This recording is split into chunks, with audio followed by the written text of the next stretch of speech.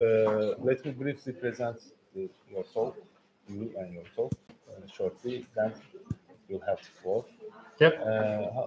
We thought it will take 40 minutes and then Q&A, questions and comments and so on. So it will take approximately 1 hour, maybe more. Hopefully. Yeah. So, if we're all lucky. Sesim geliyor mu? Canlı yayına geliyor, tamam.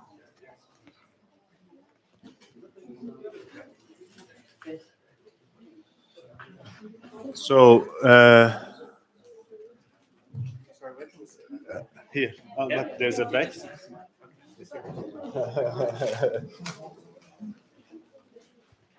So,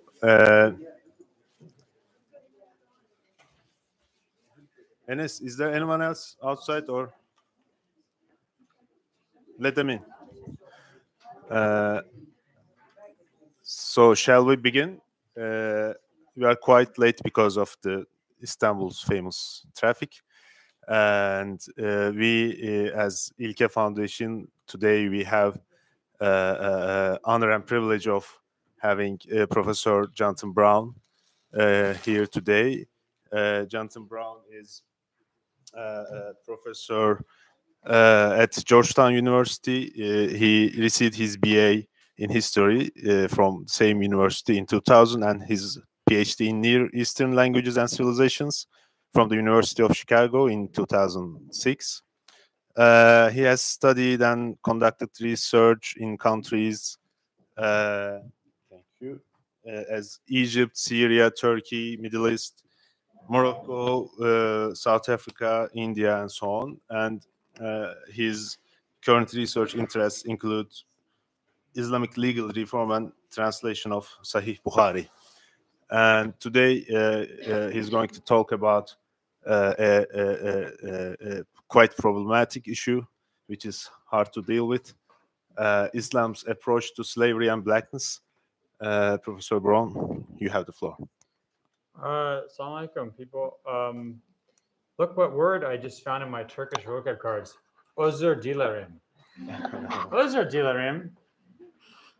That means I apologize. Another good word, gizemli, mysterious. I'll put those away now. Thanks for inviting me. I'm very happy to be here. Bismillahirrahmanirrahim. Yeah, so it's interesting, like the topic of this discussion or this lecture, right, is probably people say like, well, how can this guy talk about this? Because, you know, he's a white guy, which is true. But I'm also, you know, but it's actually interesting because it really shows what our assumptions are regarding this topic.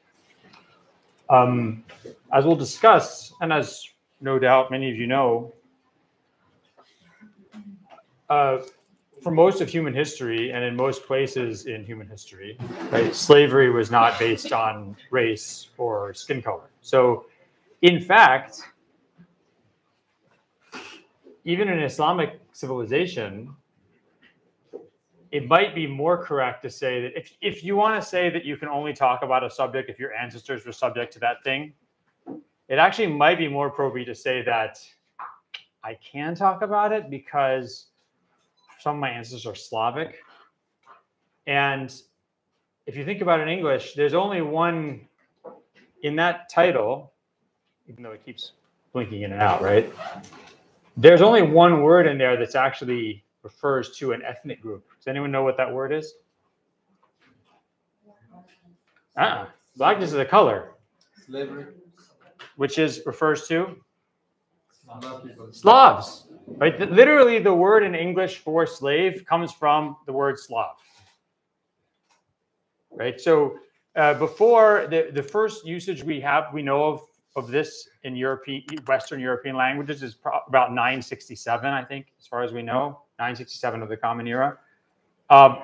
Before that, the term that was used for slaves in Romance Latin languages was servus, usually, where you get the word serf, which comes from the Latin word servus, meaning slave, right? So it's interesting that automatically when we think about slavery, we think about Africa, we think about African people, Black people.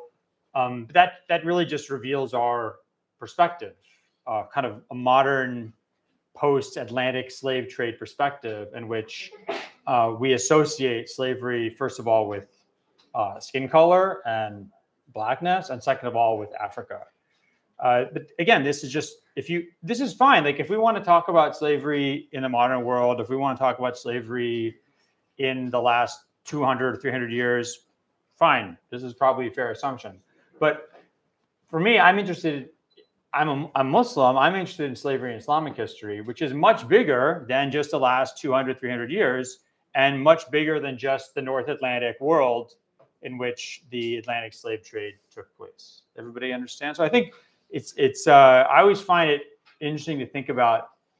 And then, by the way, another interesting thing, which is someone could say, so I just wrote a book on Islam and Blackness, which I should have brought with me, but I forgot it. And also, I was convinced that I was going to lose it after the talk, and it belongs to my father-in-law, so I didn't want to do that. So someone could say, you can't write a book about Blackness because you're not Black. But that comes with it a huge assumption, which is that let's say I were a Black American Muslim. Why would I somehow be able to write a book about Blackness in, let's say, medieval Islamic history? The only reason I would have some qualification is if we assume that there is some kind of trans-historical essential thing called Blackness that is always the same throughout history, which is rejected by pretty much all scholars, right? So, I mean, there's scholars who study race the first thing they'll tell you is race is a social construct. Right? It's not a reality. And before somebody says, wait a second, that's Professor Brown, that's ridiculous. Like, what's your name? Suleiman. Where are you from, Suleiman? I'm from Niger. Wow. Niger. Yeah, I've never been there. So, Suleiman, I'm going to guess that if you go to Niger and you just grab some random person, they're probably going to look more like you than like me. Is this correct? Yeah. Okay. If you go to Norway and you grab some random person, they're going to look more like me than they look like you, correct? So that's pretty real. Yes, that's true. But the significance, race isn't just about some aspect of your body. It's about the significance given to that aspect of your body and who gives that significance. So, for example, like one of my kids, it doesn't have earlobes. Like earlobes? Like some people have earlobes, some people don't have earlobes. I do have. You sure? I can't see, but I don't know. I feel like so we could have a society in which people who have earlobes are in power, and people who don't have earlobes are slaves. And in that case, it would not matter that Suleiman and my skin color is different. All we would look at is, do you have earlobes or not? That's what matters. So, of course, there are things about our body that are real. Like, if I go out in the sun, I'm going to get a sunburn. Suleiman, if you go in the sun, do you get sunburned easily? Okay, so my ancestors, God knows how many thousands of years ago, decided to drag their scrawny butts up to the northern part of Europe, where there was not a lot of sun, and then gradually, in order to be able to synthesize vitamin D or whatever, their skin color got lighter and lighter and lighter, so they could absorb sun. Which is great, I guess, if you want to live in a place where there's not a lot of sun. The point is, these are realities. But the fact that we choose to say that someone who looks like this, we think that they have this status in society, or someone who looks like that is a social decision. Does everyone understand? Because people sometimes get confused when they hear people say race isn't real, it's a social construction. They're like, I'm confused. Like, there's definitely a real difference between the way we look. But the significance, that's not the important thing. There could be all sorts of, for example, let's say, I don't know, maybe Suleiman has big muscles and I have small muscles. There's all sorts of things we could say that are different between two individuals, and we could load those things with significance. It happens to be that in the past 500 years in the North Atlantic world, and then globally as kind of Western cultural sensibilities are globalized, it happens to be that things like skin color have become extremely important. But that's actually not true for most of human history. Most of human history and most places in human history, skin color was not the definitive part of your body that determined which group you fit into. Everybody understand? Okay. So this, when you talk about things like race and slavery or slavery and blackness, it's very, this topic is almost impossible to cover because these are two concepts that are so vast, slavery, race, blackness, right? These are two concepts that are so vast and so contextually dependent. They change based on time and place, right? That if you want to talk about it across history and across space and time, you're automatically going to be in trouble. You really have to be very careful and also very patient.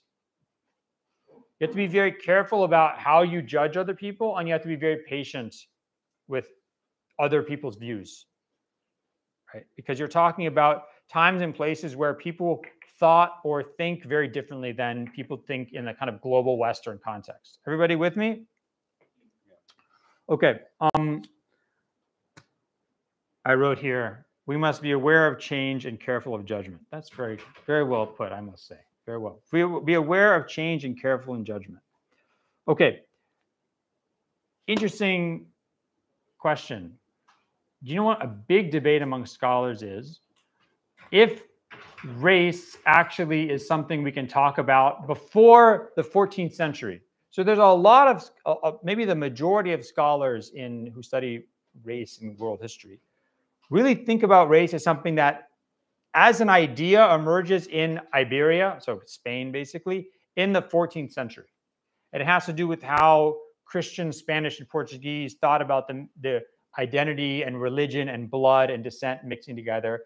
And by the way, the word race it starts being used in Western European languages only in the 1200s. And it comes to mean kind of descent and origins, but it only comes to mean what we think of what we think of it meaning in the 1700s.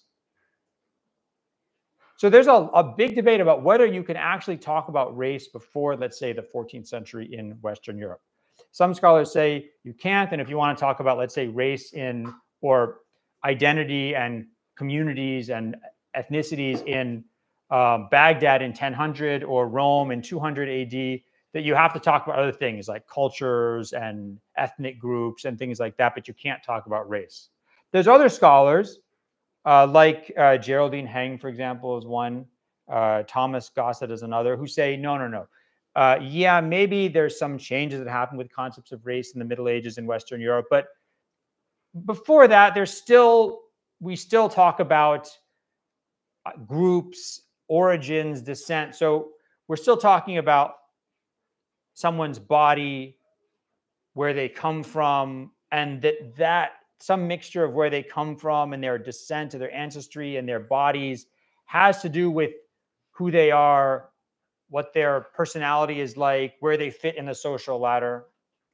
But my point is, there's a huge debate about whether you can even talk about race in, let's say, medieval Baghdad, or if that's an anachronism, if that's anachronistic. Everyone knows what the word anachronism means. Anachronism, something that's out of place in time.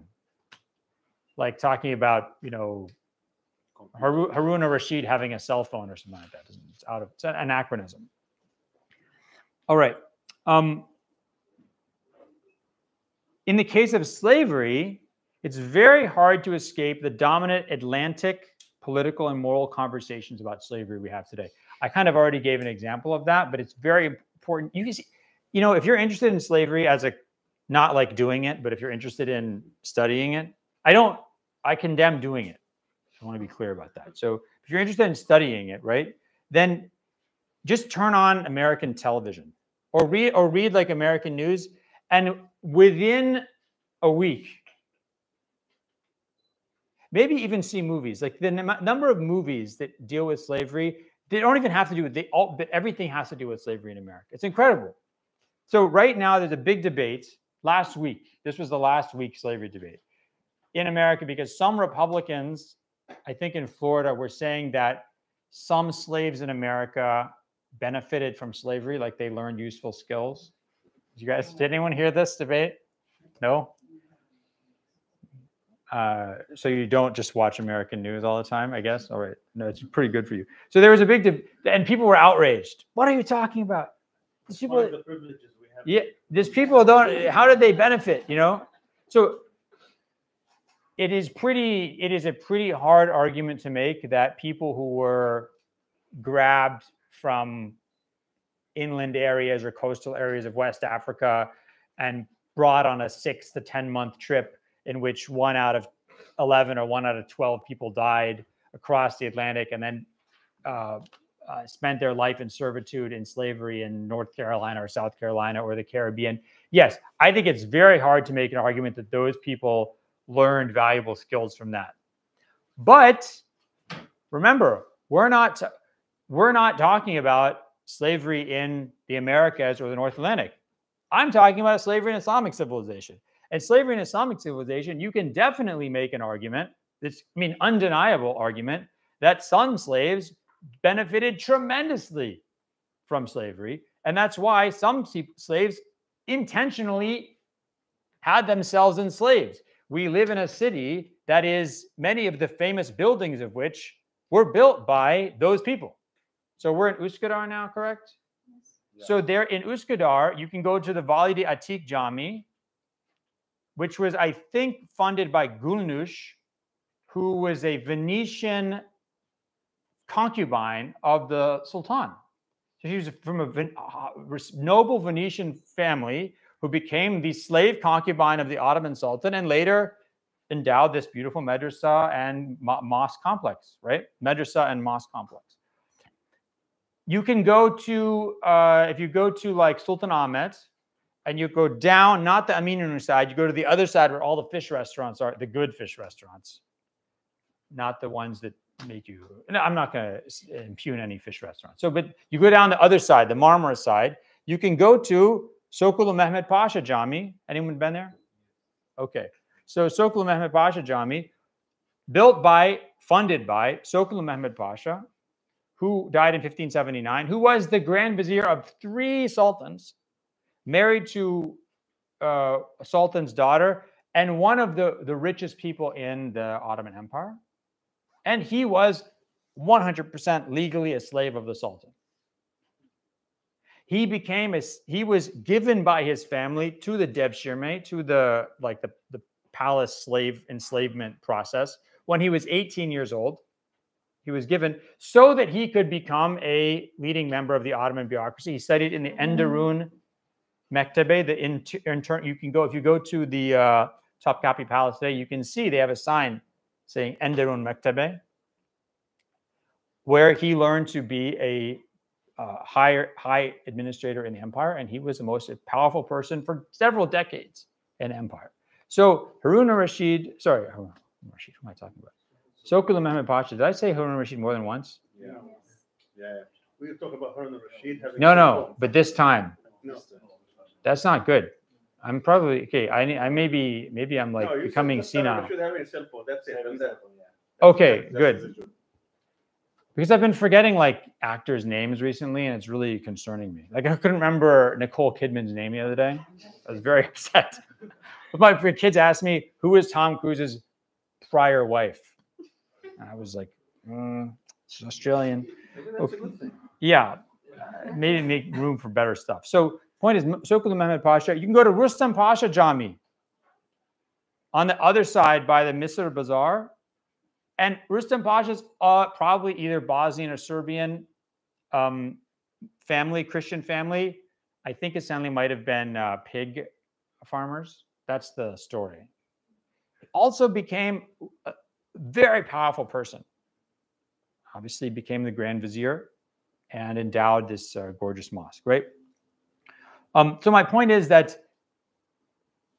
in the U.S., this discussion, if we just are constrained by the kind of American Western discussions about this topic, we are not only are we artificially constrained, but we're also going to make errors. We're going to do things like deny that some families wanted their children enslaved so that they could become senior members.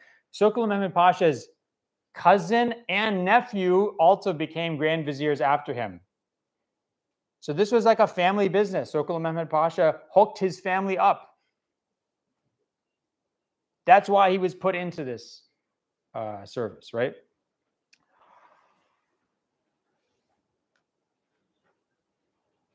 Another area of discussion, which I think just shows how the political and like social pressures around this issue prevent us from being accurate, is when people talk about modern day slavery. Anyone ever heard of modern day slavery?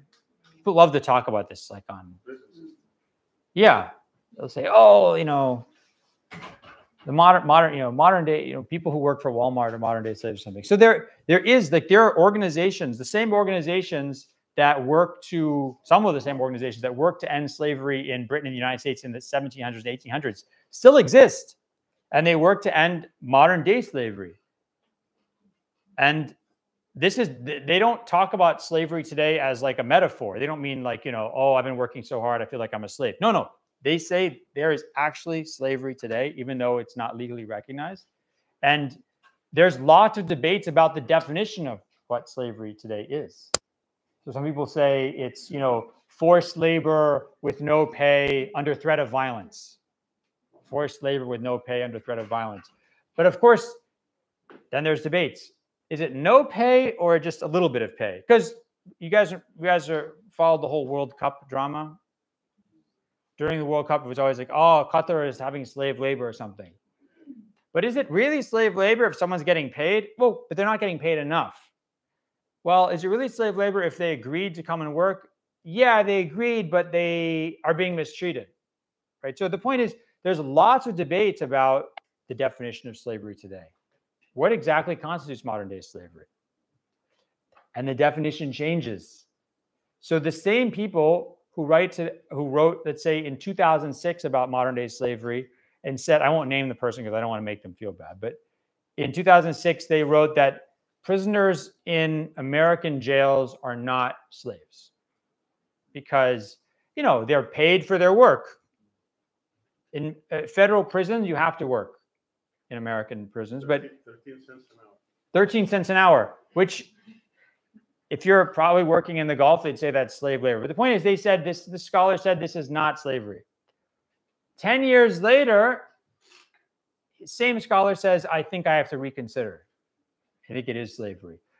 Did American prison system change at all in 10 years? No. Did the conditions of these prisoners change in 10 years? No. What did change? A movie called 13th came out. It became cool for rock stars and people, rappers, to talk about how like prisoners are slaves in America. This became like a kind of cool and edgy thing to say. Now suddenly it's politically allowed to talk about and maybe even cool to say. And suddenly you can start talking about, like in, who saw Thor Ragnarok? What's your name? Are you from Niger? No, Uganda. Really? I've never been there. My dad went there. Is anyone from Kenya here? No? Because I'm trying to get a Kenyan currency for my currency collection. Don't worry about it. Okay. So in Thor Ragnarok, nobody saw this? Amr saw it. Okay. You saw it. So there's a scene where this guy, played by Jeff Goldblum, is like this, has this kind of gladiatorial combat he has. And he's all these prisoners and they rebel. And the person comes and says, sir, the slaves are rebelling. He says, shh, don't say that. He says, what? Just don't say the S word. And she says, okay, the prisoners with jobs are rebelling, right? The point is, even in Hollywood movies now, they're starting to make jokes and comments about how people who are in prison are really slaves. My point is, this is, so much of the discussion is actually political, about our political environment, our social environment. It has nothing to do with the people that we're talking about in the present or the past. Another good example of this is if you have, if you go to like white people in America who are like maybe not such big fans of black people and really big fans of white people, you could call them white nationalists maybe, or white supremacists. Or just people who live in like a lot of parts of the south of the United States and in rural areas of the United States, you will often hear stuff like, my ancestors were also slaves. White people saying my ancestors were also slaves because they were indentured servants. This is true for me, actually. So one of my ancestors was an indentured servant who came to Virginia in the 1650s. In indentured servants, by the way, do you know what the punishment for indentured servants running away was? In Maryland, it was death. In Virginia, it was mutilation. Now, those people agreed. So that ancestor, whatever his name was, he agreed. I agree that you will pay my trip to Virginia. I will work for you for 10 years, and you can tell me to do whatever you want. After that, I'll be free. Okay, but the point is, some white Americans say, you know, black people talk about how they were slaves. Well, our ancestors were slaves too. And the response to that usually is, that's horrible. How can you compare what the suffering your ancestors went through with the suffering what their ancestors went through? Your ancestor chose to do this. Their ancestors did not choose to do this. Like Malcolm X said, you know, we didn't land on Plymouth Rock. Plymouth Rock landed on us. Correct? Is that actually a quote he said? He said that, right? Yeah, okay. I was in the movie, so I want to make sure. My point is, but here's the thing. According to modern day definitions of slavery, if you look in like the global slavery index every year that comes out every couple of years, the biggest, if one of the biggest, if not the biggest groups of modern day slaves today are bonded laborers, indentured servants. So you see how like the definition of slavery is, when we look back in time, we say those white people weren't slaves, but the same people who are objecting to white supremacists saying our ancestors were slaves because they were indentured servants, those same people are the ones who talk about there being modern day slavery today, when the majority of the people they're talking about are indentured servants. You can't have it both ways, right? So if you want to say that indentured servants are slaves today, indentured servants in the past were also slaves.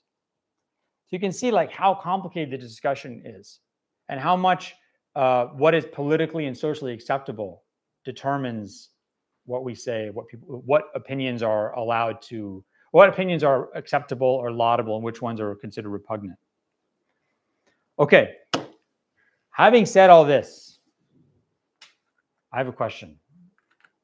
Who came up with the idea of calling people white and calling people black?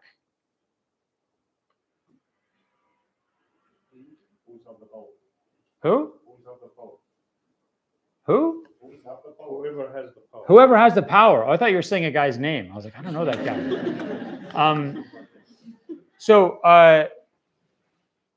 I mean, when you go to, if you look in, did we have the? Yeah, we have. Let me.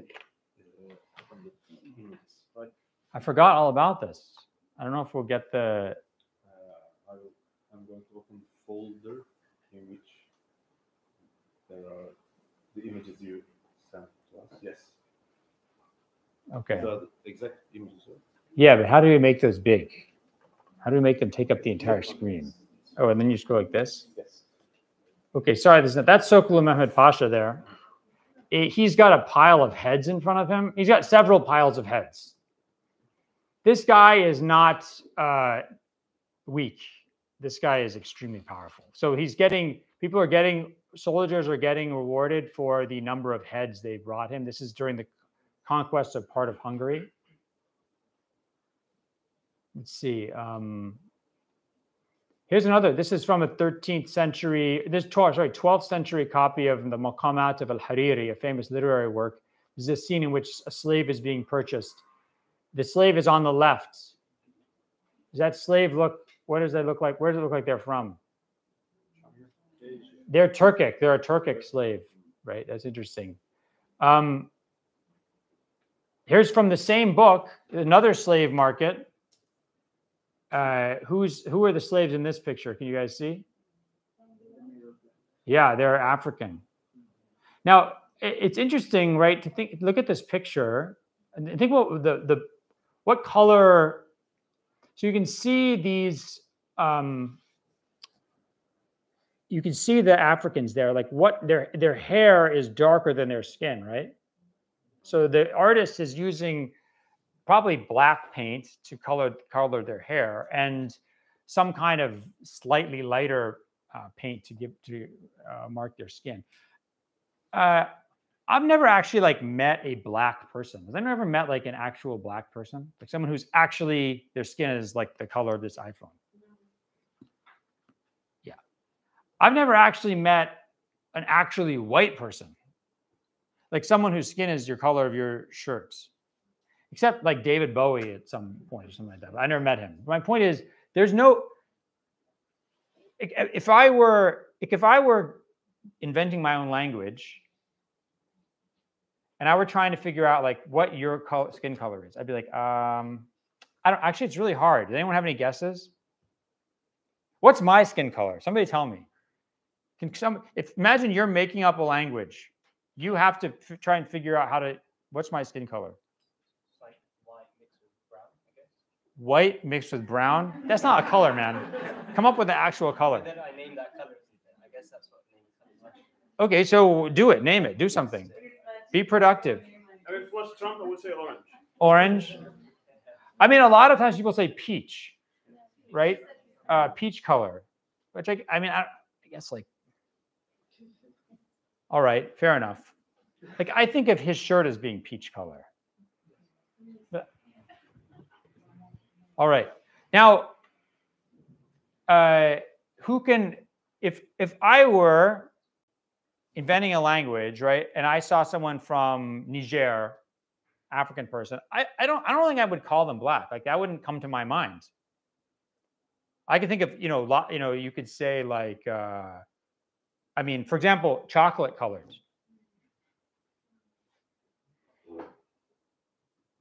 Can anyone think of problems with this method? What happened? When did human beings, when did Europeans and people in not the Americans get chocolate? After 1492, right? So after the discovery of the Americas. Before that, chocolate's off the table. You can't use chocolate. So what else can you use? Let's say, by the way, you live in a place where there's no peaches. So now you don't have peach.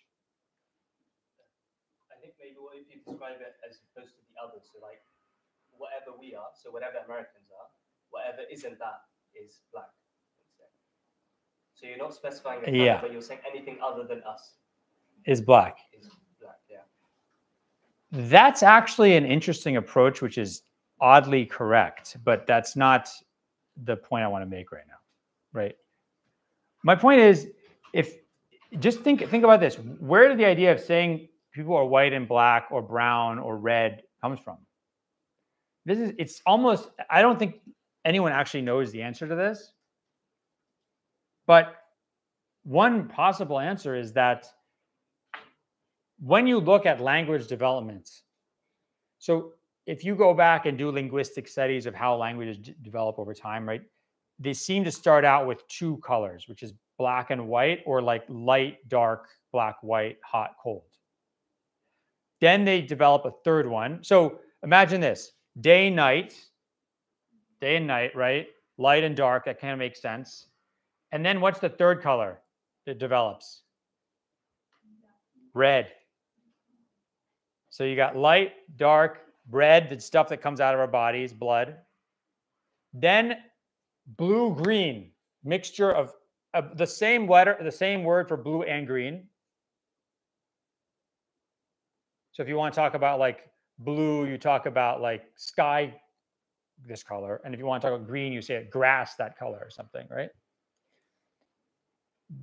Colors like brown actually is almost the last stage of language development. So it might be, this is just a theory, because I don't think anyone really knows the answer to this, but it might be that at the stages in which people are like going out and encountering lots of different ethnicities, that they don't have like the actual colors available to them. So they do things like black, red, and white, which are among the most common when you talk about identifying people. Like brown is a very late development in human languages, basically, is what I'm trying to say.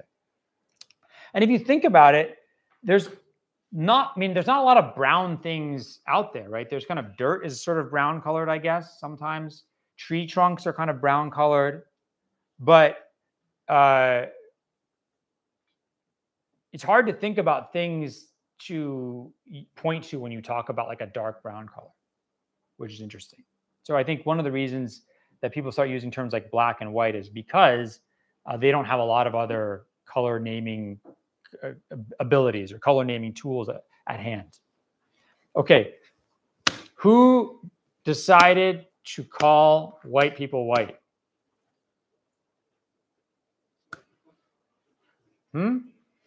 He said whoever has the power. That's kind of true. For a long time, at least in the Western Hemisphere, who had the power? Sure.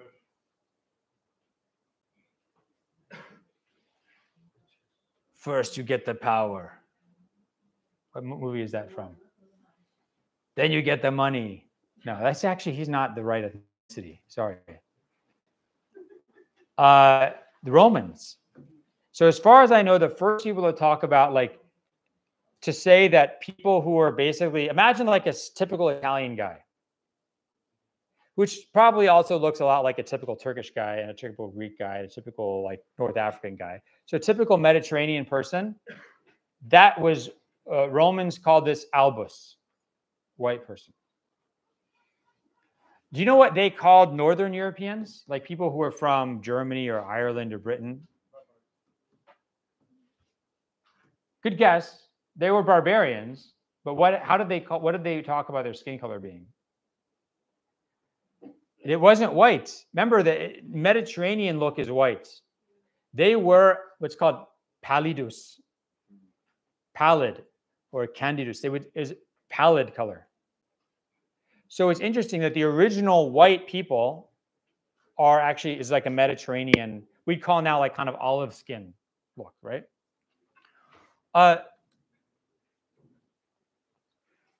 What about blackness? What did people talk about in the like the time of the Prophet, in Arabia at the time of the Prophet?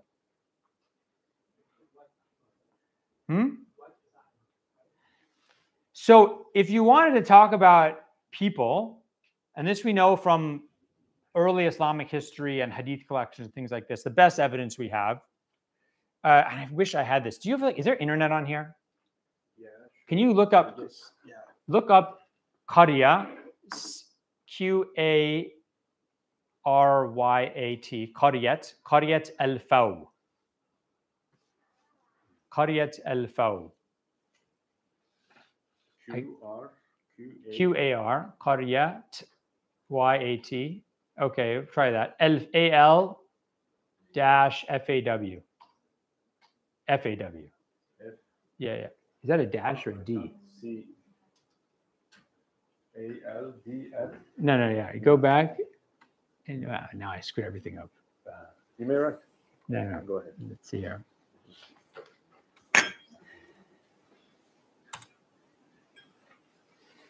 Okay, where's the mouse? Oh, here's the mouse. Okay, let's do.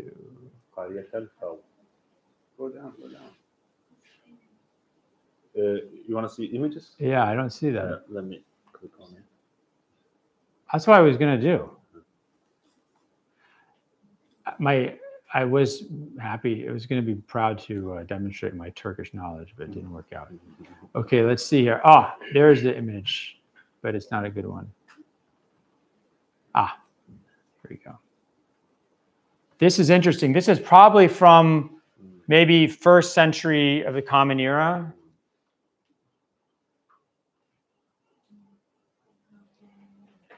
Whoa.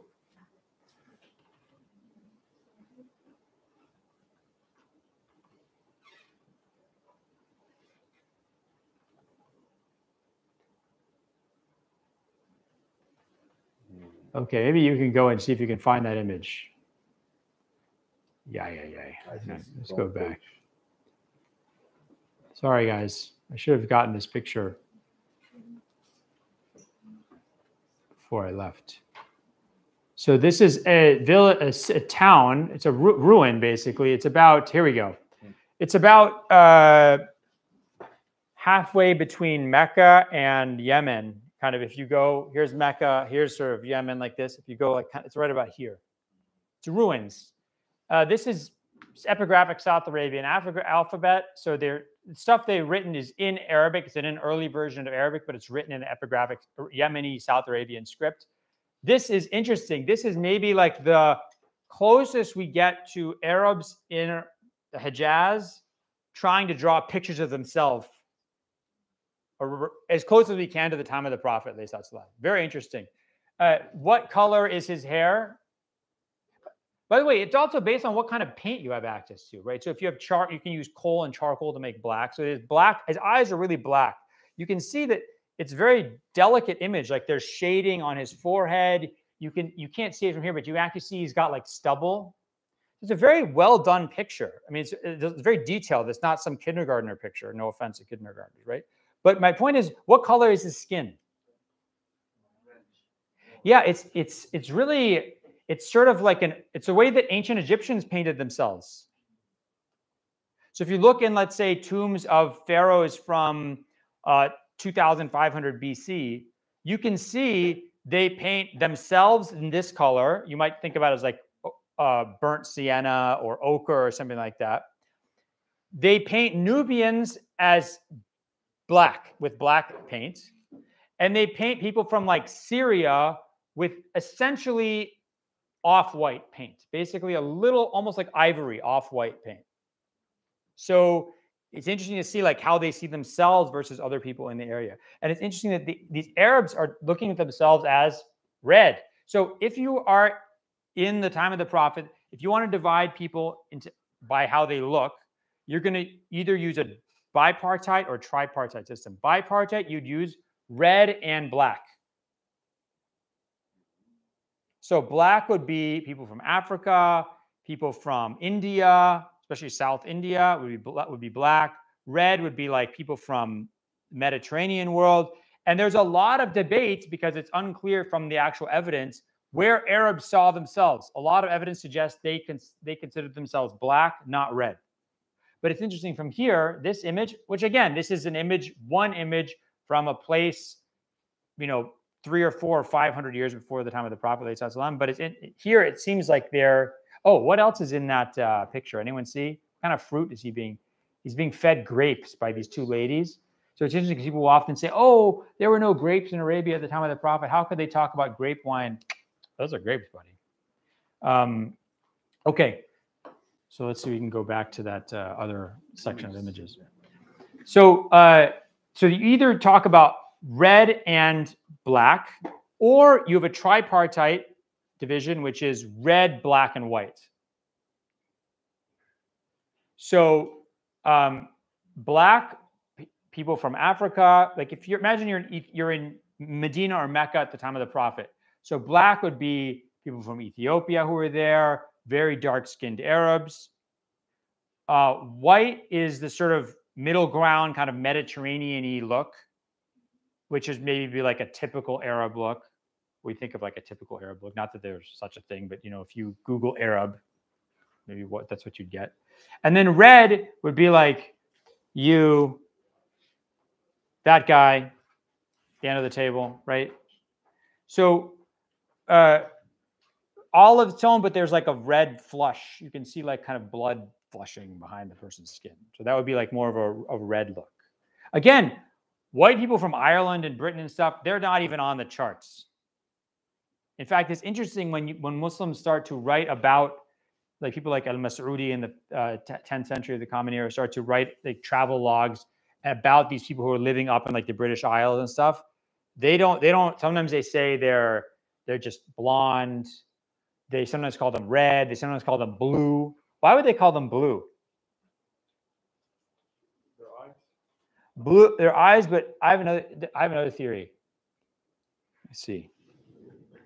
Can you see my vein?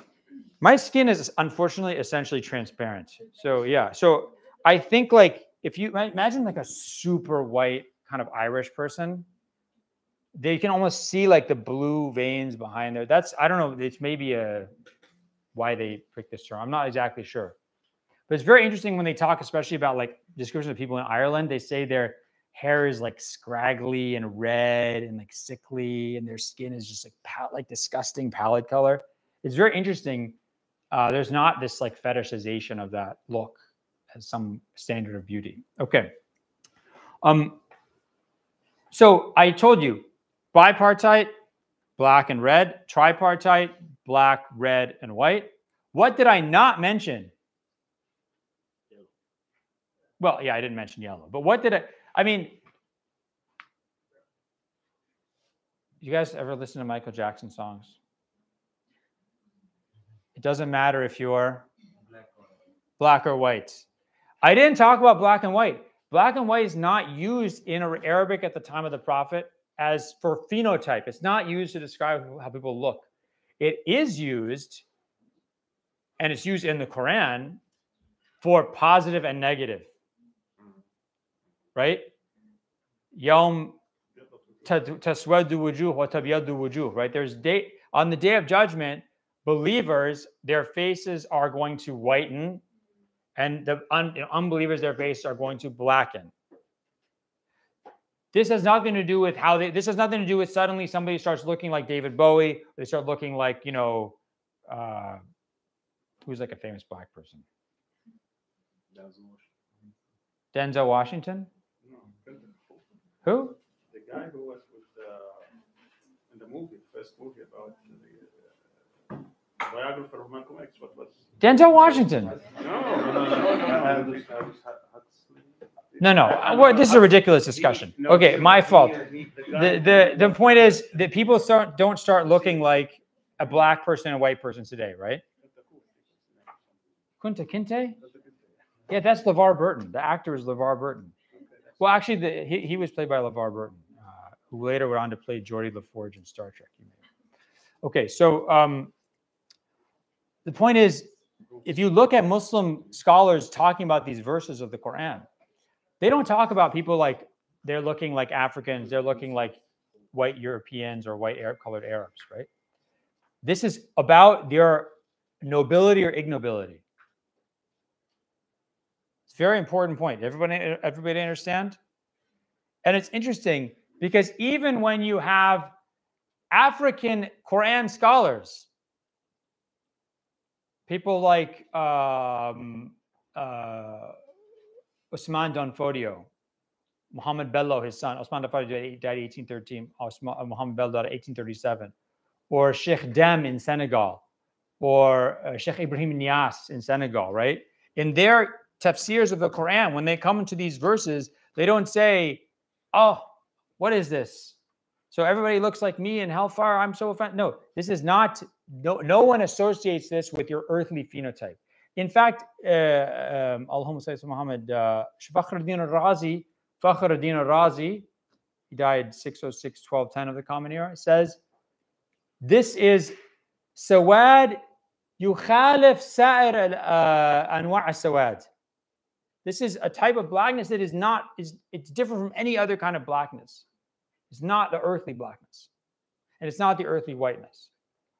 So when you see early Arabs in their poetry talking about someone is like abyad al-wajh, white of face, it doesn't mean he's a white guy. It means they're noble. If someone says, may God blacken your face, it doesn't mean may God make you look like African person. It means no, may God ignoble you or, insult you.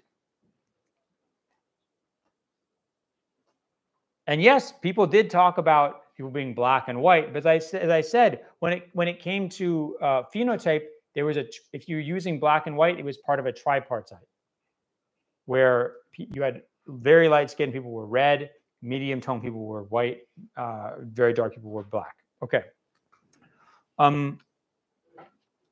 much more time do I have? It's been 46 minutes. Maybe you can. 46 minutes from when I started? Okay, that's fine. I can do this. Yeah. People, I'm on vacation. Okay, it's August.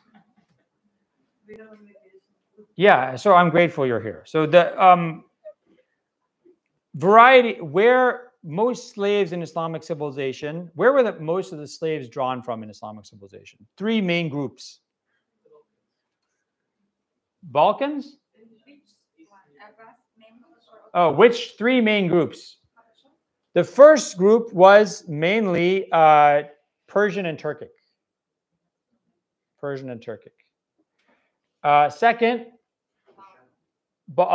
Slavs. Maybe people from like what's now southern Russia, Ukraine area. Third, Africans, Black Africans. So again, it's very interesting. When we looked at these images, okay. This is, oh, okay, this is interesting. This is an engineering book written about 1300 of the Common Era in the city of Mardin, actually, or no, city of Diyarbakir, today in southeast Turkey, southern Turkey. And it's a scholar named Al-Jazari. He had an idea. This is an automatic wine pouring machine. Which is what does your local ruler need? What does every local, what do you get the ruler who has everything? An automatic wine pouring machine, right? So what this does is a paper mache jariya. Jariya means female slave.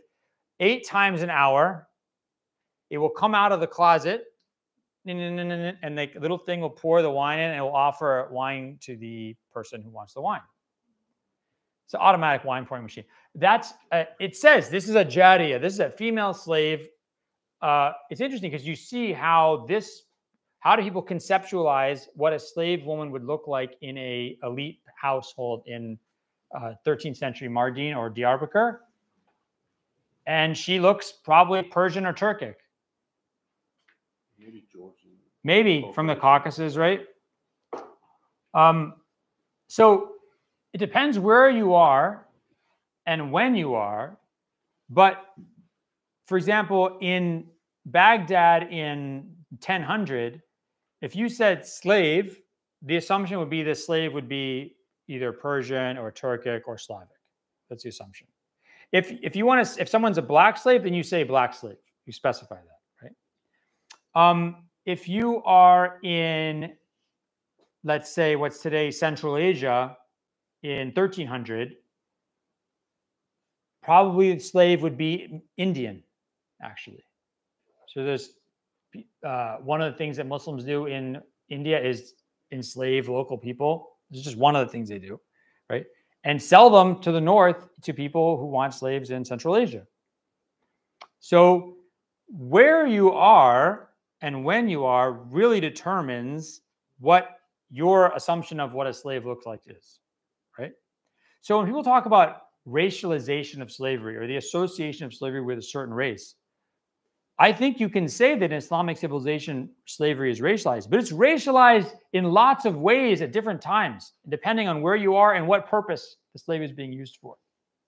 And here's where we get to another very important feature of slavery in Islamic civilization, which is inherited from the pre-Islamic Near East, which is the notion of what's called physiognomy, the study of like bodies and descent and origin.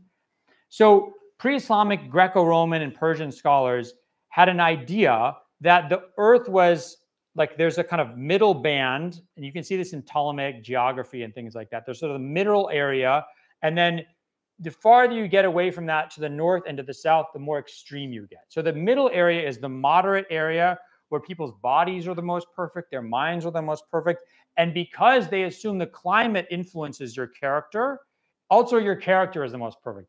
And the further you get away from that, the further you deviate from this mean, this golden mean, right?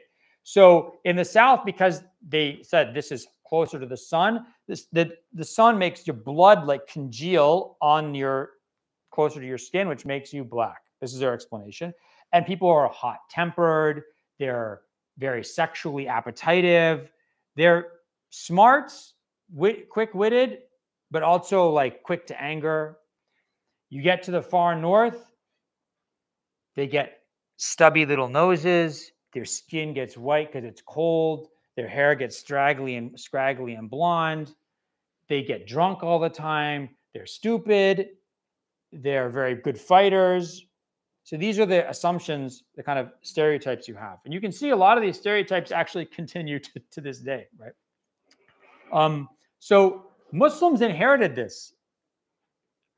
And even like someone like Al-Khatib al-Baghdadi, the famous historian of Baghdad who died in 463, 1071, who is no fan of Greco-Roman philosophy, he talks about it in his history of Baghdad. Baghdad was built in the perfect area of the earth, this area where everyone is kind of, their bodies and their minds are the most moderate and perfect, mu'tadil, right, along the golden mean. Now, why is this important for purposes of slavery? Because if you, different peoples are suited for different things. So people thought like Greeks are really good at being administrators. Turks are really good at administration. Maybe now. You guys ever watch Air to Rule? Give me a break. What are Turks really good at? It's all about administration. Turks are very, and it's actually true, right? So if you grow up in these Turkic lands, Turco-Mongol lands of Central Asia, you're from the second you can move, you're riding a horse and you're shooting bow and arrow. So if you want to buy, like the Abbasid family, one prince in the Abbasid family who later becomes the Caliph al-Mu'tasim in the 850s, he starts to buy his own bodyguard of Turkic slave soldiers from Central Asia, and eventually they become the core of like this huge unit in the Abbasid army because they're really good fighters and horsemen. So the idea is Turks are really good at fighting and really good at being soldiers. You see things like people from like Western Europe are really good singers, for example.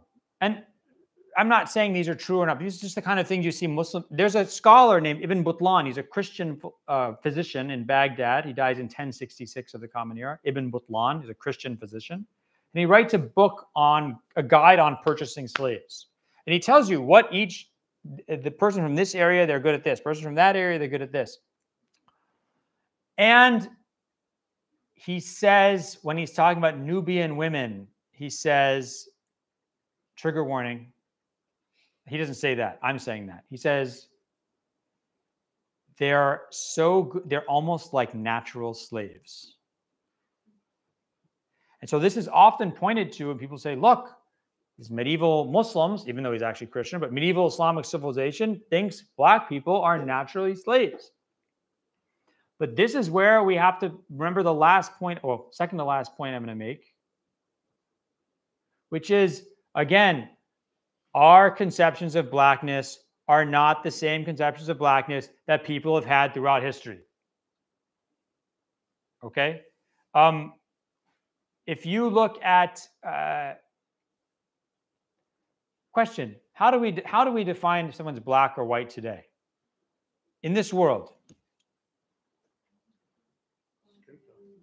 I mean, skin color, obviously, hair, right? Skin, hair, facial features. But the way that, for example, in South Africa,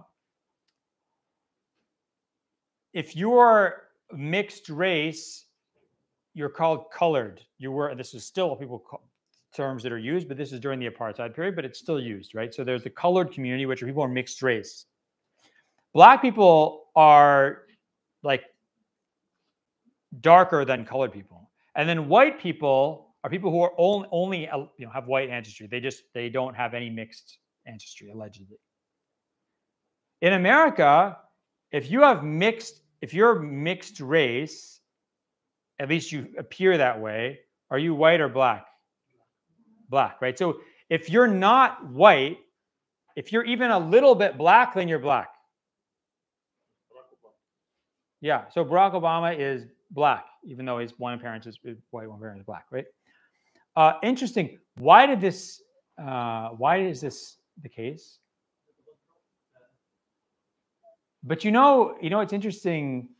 The one-drop rule is only actually ever comes into action in Virginia in the 1920s. Before that, most states that have rules on this, and they developed these rules after the Civil War, it's usually 1/8. If you're 1/8 black, then you're black. Like Hitler did with the Jews. Yeah. So why is it that if you're a little bit black, you're black and not white?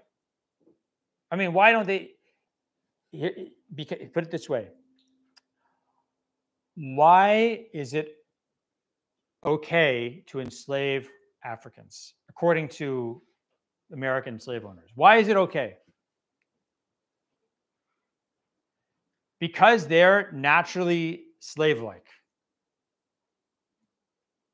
Now, so it's okay. Remember, they're getting criticized for this, right? So it's okay for us to enslave these people because they're naturally slave-like. Now, let's say you start having sexual relations, illicit sexual relations between white slave owners and their black female slaves until you get children who are mixed race. Are those people free or slaves according to American law and Roman law, right? They're slaves, right? They're slaves. If they're white, should they be slaves? What? A white slave? That's not right. If they can't be white, then they have to be black, right? So if black people are slaves and if this person's a slave, then it doesn't matter how white they look, they have to be black because that's what justifies them being a slave. So you can see what constitutes white and black in different societies is going to differ dramatically based on their particular history, on their legal system, on what the social assumptions about why people have certain statuses. Okay.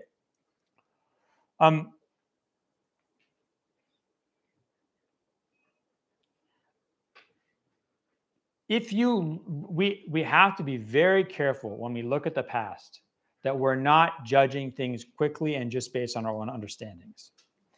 If you read Ibn Battalion's section, his book on different types of races and what each race is good at and their skills and their liabilities are as slaves. Yes, he says Nubian women are, it's like they're so obedient, it's like they're natural slaves. But he doesn't say that about all these other groups that are also, we would also consider black. People who are actually from one group from Niger. Allahumma salli ala Muhammad. Baka? I'm trying to remember. There's one group that's an ethnic group actually that still has the same name in Niger. He does not say this about them, right? So he's actually, you can't say he's like, he thinks black people are natural slaves. He thinks Nubian people are natural slaves, but that has nothing to do with all these other groups that he's talking about that live in sub-Saharan Africa who are not Nubians. By the way, what's another group that is considered by Muslim scholars like Ibn Battalon, Ibn Sina to be natural slaves? Turks. No offense, right? So my point is, their notion of natural slavery isn't reserved for people from Africa. They use it for one very specific group of people from sub-Saharan Africa and not for lots of others. So it's only if you have a kind of a modern American influence idea where you think that black is one thing and it equals Africa. Yeah, but that's not the issue, right? One of the most important things to keep in mind is that in pre-modern Islamic civilization, there was not one understanding of just black people, right? There were people talked about three main groups. There was Sudan, which means black people, which is basically people from what we can think of like the kind of Saharan and sub-Saharan West Africa. Kind of a belt across like the Sahel region. Then there's Habash, which is Ethiopia, basically the Horn of Africa, Ethiopia and Somalia. And then the third group is Zanj, which are people from farther down at the African coast from the Horn of Africa and then inland in East Africa. These were three dramatically different groups. Does everybody understand? So when we talk about what, let's say, some 15th century scholar in Egypt thought about black people, you have to specify which group he's talking about because they have very different, they see these groups as being very different. They see different ethnic groups. They talk about, let's say, different kinds of Ethiopians, different tribes of Ethiopians. They distinguish between these groups. They don't all think of it, just lump them in as black people. A good example of this, and this is the point I'll end on, has to do with, let's say, notions of beauty. Right? Is black beautiful, or is black ugly? So this scholar, Ibn Abd al-Baqi, he's from Medina. He's a Medinan scholar. We don't know exactly when he died. He dies in the late 1500s. He was the khatib, one of the khatibs in the Prophet's mosque, alayhi salam, in Medina. He writes a book called, what is this? Allahumma salli someone. I forgot the name of the book, but it's a book on the virtues of Ethiopians. Yeah, it is, but I can't remember the exact name. It's a book on Mahasin al-Hubush, the good aspects. This whole book is basically love poetry about people from the Horn of Africa. He's obsessed with them. No, not Ibn al-Jawzi. This Ibn al-Jawzi died 1299, and sorry, 1201, and he wrote a book called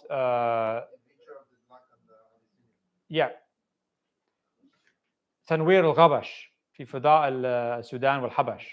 There's a Muslim scholars have a whole Muslim scholars who are living in like the Mediterranean world have a whole series of books on this. Suyuti has 3 books on this topic. Suyuti's concubine, from whom his son was born, her name was Ghusun. She was Ethiopian.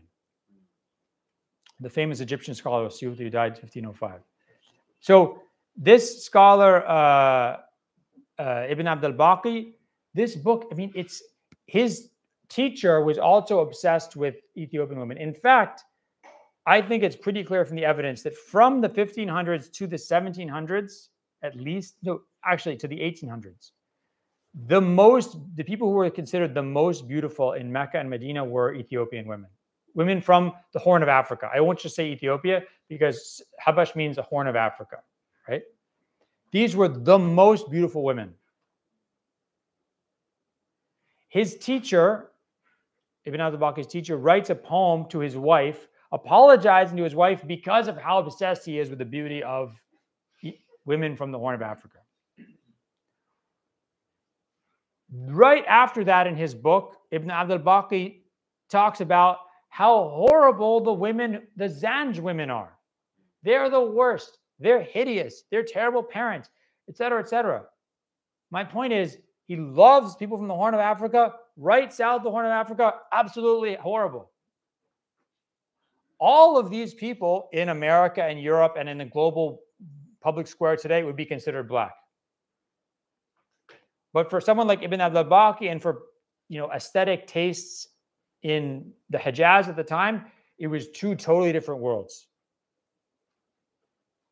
I'll close this discussion with a line, a poem quoted by a Suyuti in his book called Allahumma salli ala Muhammad, Nuzhat al-Umr fi tafdili bain al-bidi wa sudi wa sumr, right? So a delightful walk in the choosing which is better, black, white, or brown. So it's a book where he brings all the poetry from different people about which women are the most beautiful.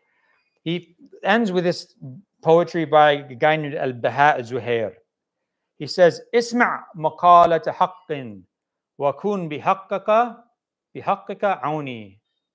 Inna al-maliha malihun yuhabbu fi kulli lawni." Right? Listen to a word of truth and be with this truth, your truth, my aid. Aid me with your truth. Beautiful is beautiful. It's loved in every color. All right. Thank you very much. I'll do my best to answer your question. Thank you, dear Professor. I think it was stimulating talk, right?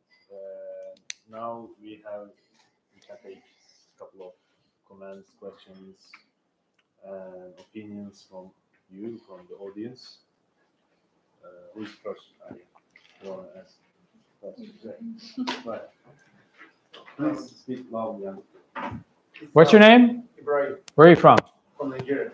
Really? Yeah. I've never been there. One of these days. Yeah, one of these days. First, when you mentioned about the Ottoman slavery, I think you didn't mention the black slavery in the Ottoman Empire. But it's interesting as well that they also have a very huge status in the Ottoman Empire. Like there's a mosque in the middle that was built by a black man, but people don't know because the name is his name is Bashir Aga. Yeah. And he was so important to the Ottoman that he was very close to the Ayub Sultan, the same place where Ayub Sultan was buried. And when you mention about color, it's really interesting that because I'm writing a comic book about the prophets, the 25 prophets mentioned in the Quran. So when I got to Adam alayhi salam, which was the first, when in one of the hadith of Musa Ashari, then when Allah was creating Adam, he picked the earth from different parts of the world, and Adam was created, and that is why the color of people are in the same with the color of the earth.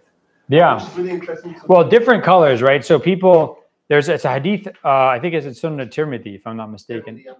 Yeah, that Suyuti talks about this, and that when there's like Adam was created through like a handful of dust, so there's all the different colors in that handful. Yeah. So it's really interesting because when I was making the illustration, I see that if you look at the beach sand or the sandy sand, and look at the white people, and they have different shade of color. Some of them are very white, some of them are light white, and in between, the way they are actually describe it. And also, if you look at the loamy soil as well, it's interesting as well. Like we have very dark, very light dark, and if you look at the black people, it's same. Yeah. And if you like clay soil, it's also in the same. So when it comes to coloring, will it make sense to use that aspect of the earth to name people? Yeah, that's a good point, but the problem is that, I mean,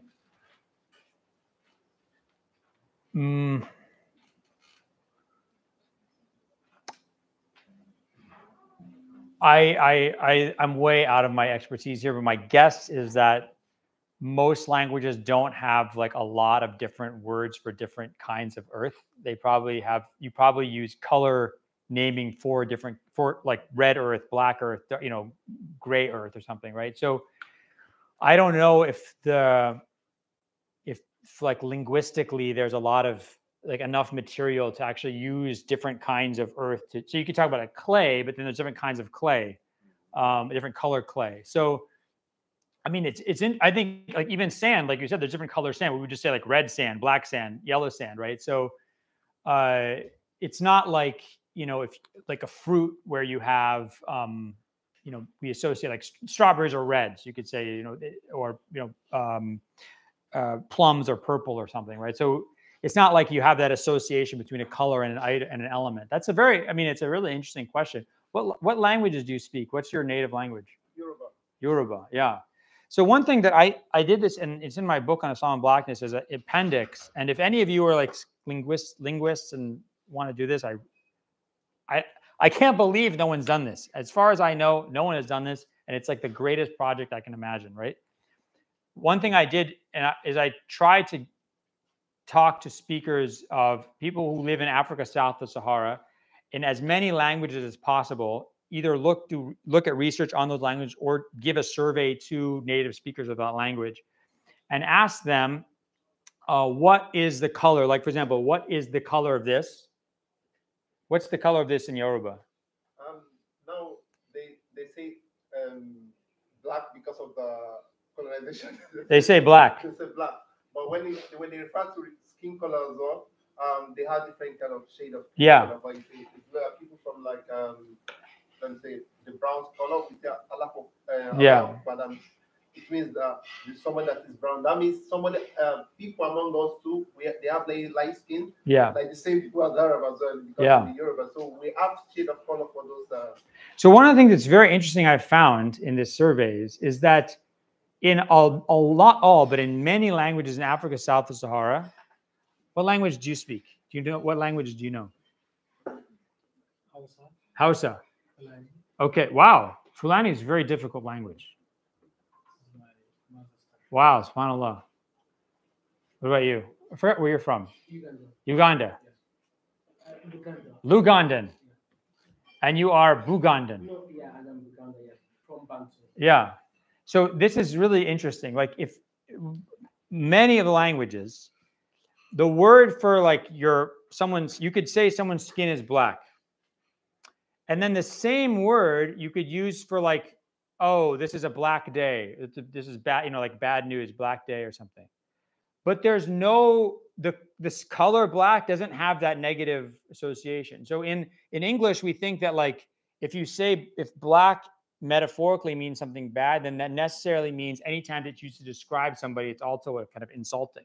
But other languages will use the word black to describe like metaphorically something bad, but then talk about their own skin colors being black. And there's no relationship between the metaphoric bad meaning and the kind of descriptive color, which is very interesting. So such a great, someone should do a study on like all the languages of sub-Saharan Africa and try and like look at how this works in the language. Okay. Yes.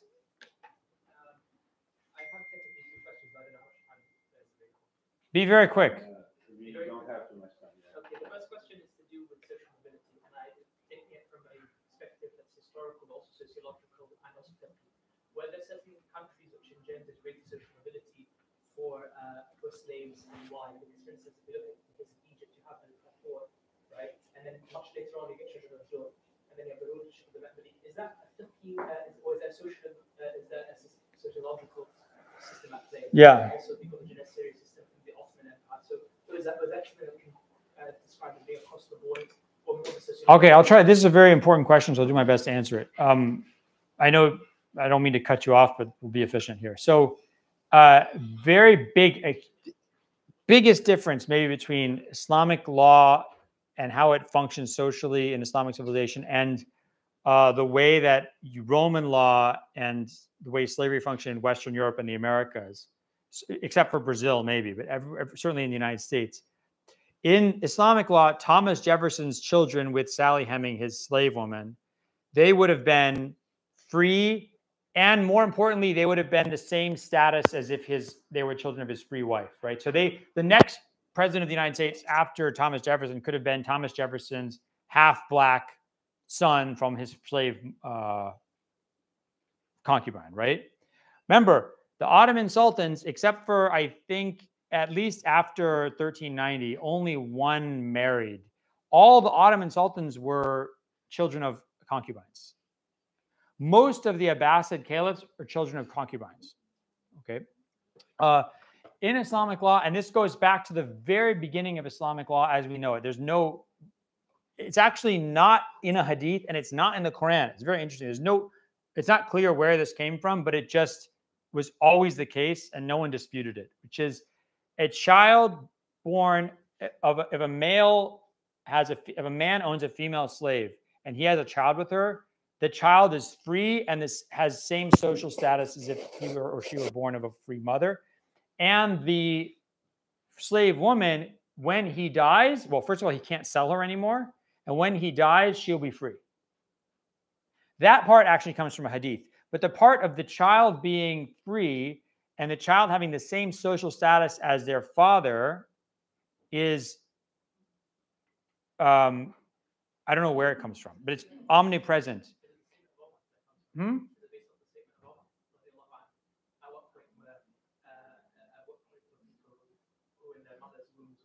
Oh, Ibn Omar. Yeah, I don't think so, because that's... yeah, I know, but I don't think that's too late, and it's not very widely... I mean, that's not a very like widespread... You don't see this mentioned as a like fiqhi justification.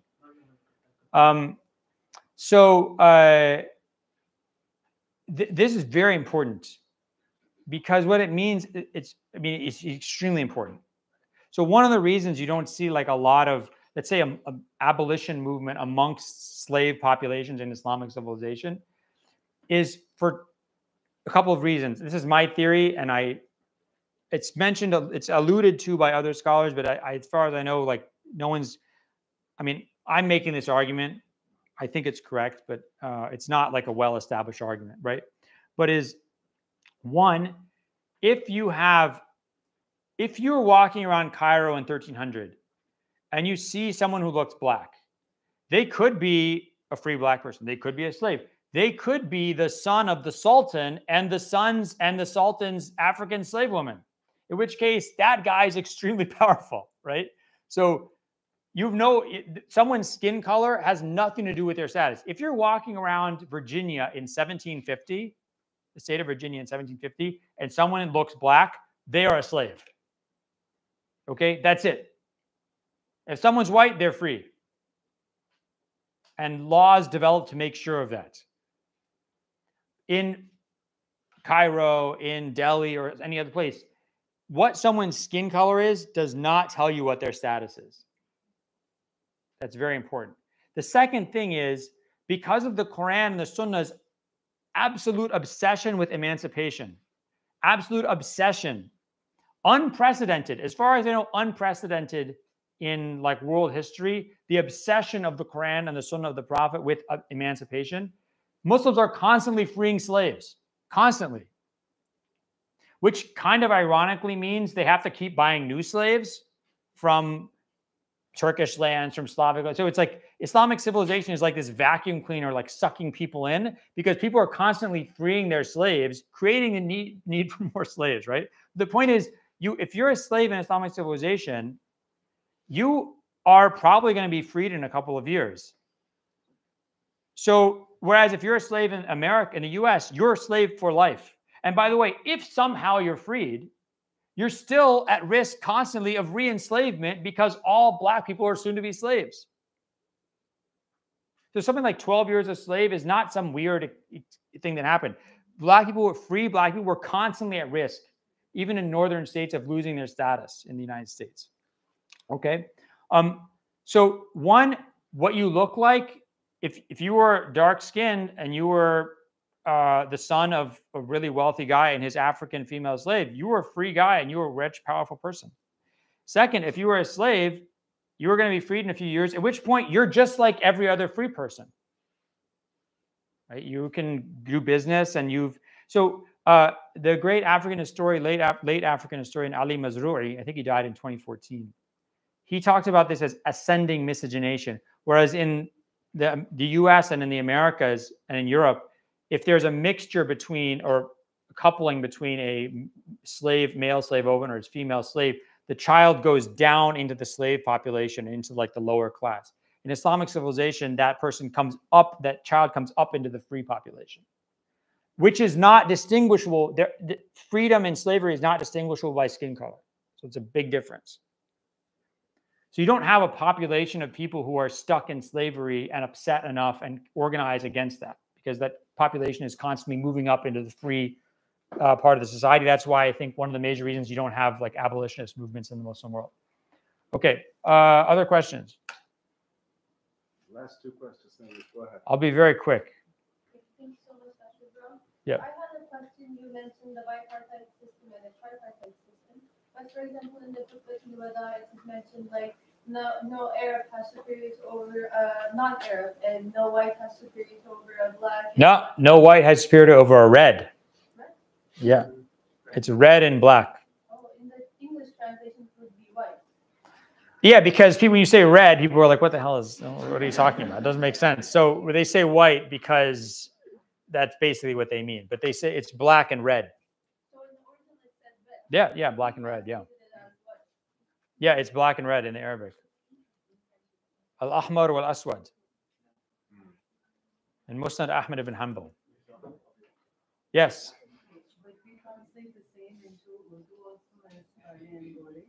And I don't know, even if it's red, but the black is also used. So it means that there's a conceptualization of a skin color that is black at that time, and there's a distinction between the black and the red at that time as well. Yeah.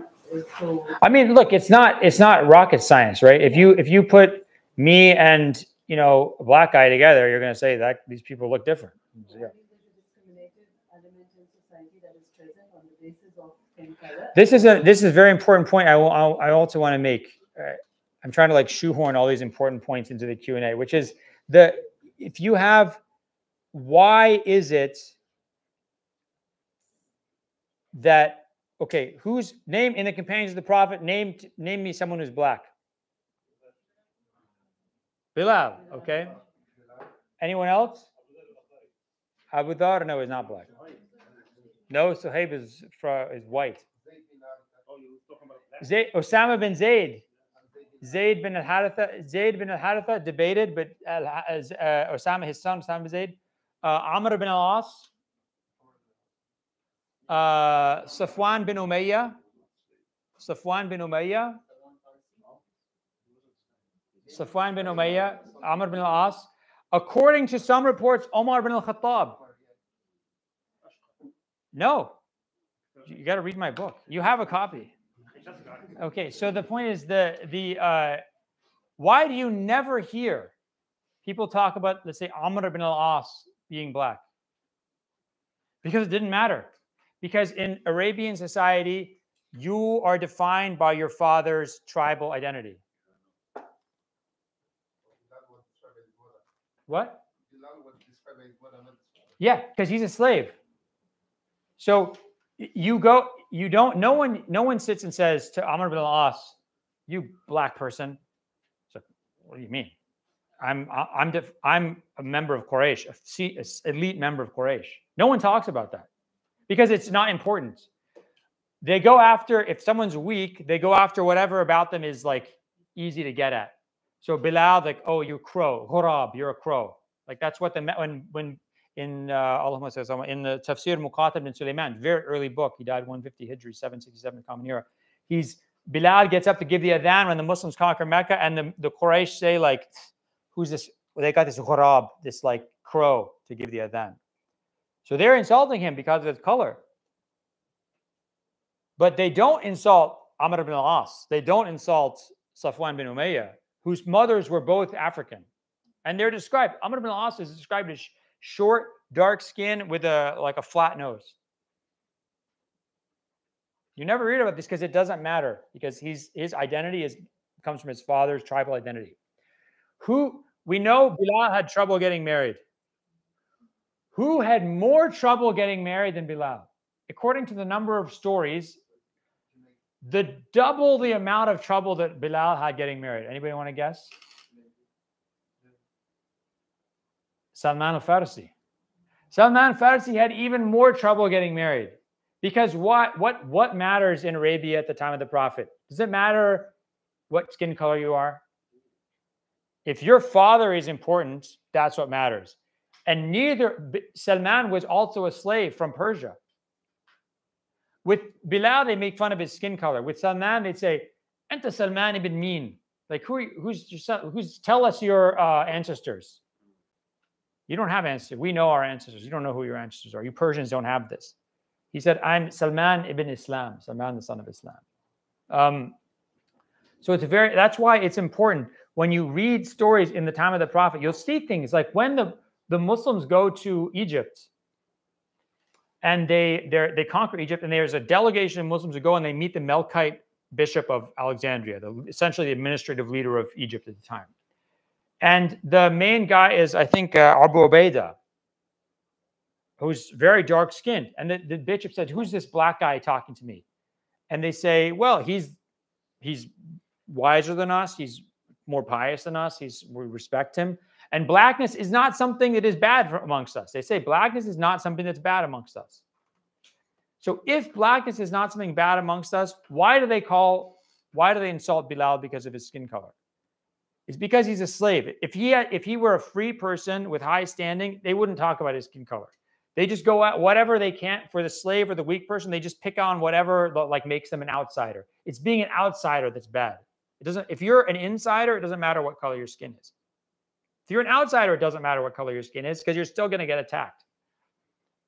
Thank you for contextualizing that. And I just wanted to ask, the question I wanted to ask you was regarding some comment that you're quoting on social media regarding blasphemy against the Prophet. And if you'd like to contextualize... Blasphemizing against the Prophet?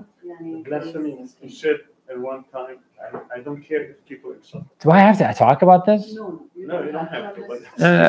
But my life is like a giant trail of things I have to apologize for. I mean,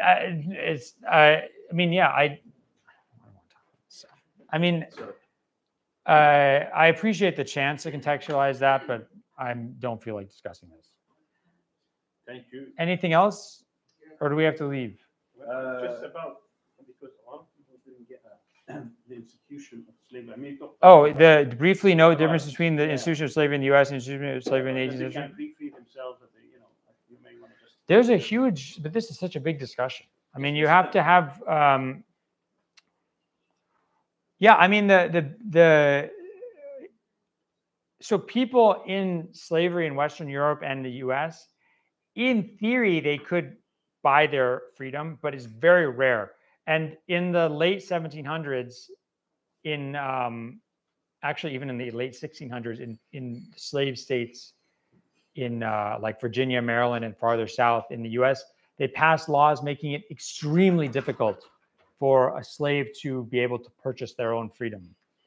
Whereas in Islamic civilizations, it's very common for people to purchase their own freedom. In fact, a lot of times it was contractual. It was called mukataba, and this is mentioned in the Quran. So like in the Ottoman Empire, like the Suleymaniye Mosque, everyone's been there, this was built by laborers. Some of them are free and some of them are slaves. And they're all paid the same amount. So the slave is getting paid just like the free person. Okay, how does that make sense? Well, this is how it works.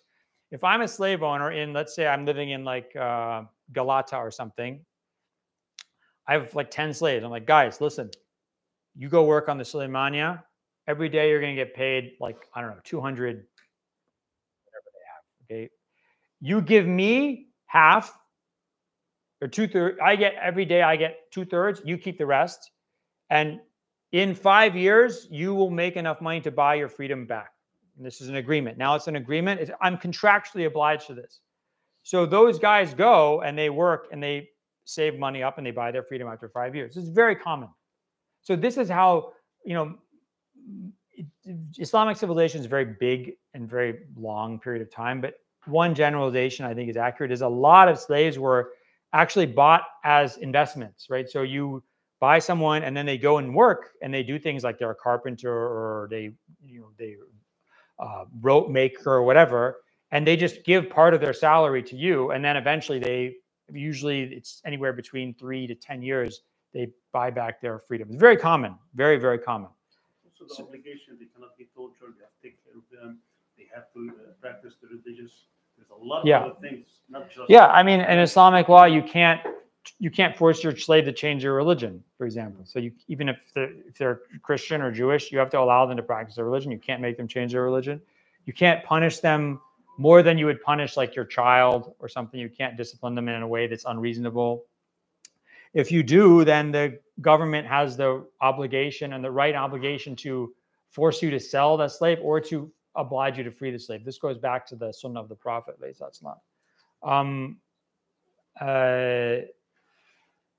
Yeah, so there's a lot of major differences. And one of the biggest differences I said before is that children born of a male slave owner's female slave are free and of the same status as someone born of a free wife. Yes, Ibrahim? Very, very short. Okay. Still on Bilal. Yeah. Because the hadith of Abu Dhar al-Ghifari, when he said, you son of a black woman. Yeah. There, he literally mentioned like a black woman, and then we heard that Bilal's father is Arab as well, but probably. So it's very hard. I don't know. This. I don't actually know if we know who Bilal's father was. Like, I don't know it. I have not been able to actually find information about that. There's some people who say his father was Arab, but I don't know where this information comes from. I have not been able to verify that. If you know it, I would love to know it because some people say probably because of the son name, because Bilal is no Rabah, and Rabah is probably is Arabic name. Rabah could be. I mean, Rabah could be anything. We don't know. So I mean, the problem is we don't. Some of this information we just don't have any information about it. But if you find it, I would love to know. Thank you, Professor. Amr, we can talk later. Thank you. I know that you have more questions, but the prayer time is coming. Not unfortunately. And Professor Brown is already tired. I'm not tired, but what time is Maghrib? 8:10. Okay, I need to pray Asr. So, I didn't pray Asr yet. For listening, thank you. There's one floor, -2. Oh, okay, I can pray here. Let's see. There's a place to play now. Yeah, if people have questions, I'm happy to stay and answer questions. Is that bad? After the prayer or whatever. No, I mean the prayer is in 8:10. 8:10, yes. So that's like a while from now. 8:60. I think it's better to take questions before the prayer because But how many? Questions? No, I mean I'm happy to just talk to people in if they want to come up and ask me questions. I'm happy to do that up here. How many people?